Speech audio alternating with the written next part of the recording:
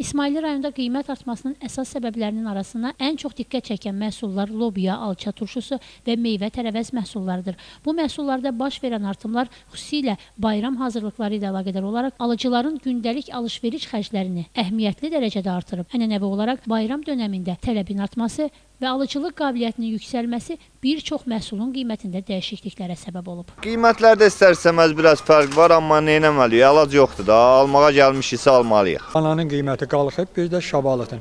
Qalan qiyməti əvvəl kimi sabitdir. Nə qədər qalxıb təxminən? Məsələn, banan 20 qəpik, 30 qəpik qalxıb qiymət. Şabalıt 1 manat qalxıb. 1 manata deyil, manat yarıma deyil, ancaq mən 1 manata istəyirəm.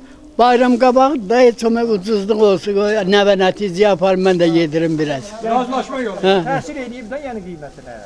Aynı təsir edib də, o daha çox yox, bir azca. Vallahi kəs təsərrüfatı malları hələ də artım yoxdur. Ola bilər ki, bayrama kimi bəlkə artar. Gəlmişəm bu mağazinə, belə çorpa almağa, düyə almağa, şabalı, bayramlıq eləməyə də. Çünki bayram indi also biraz qiymətlər qalxıb, bayrama yaxın inanıram ki, yenə qalxacaq. Aş düyüsüdür, qayısıdır, kişmişdir, turşudur, alça turşusudur, xurmadır.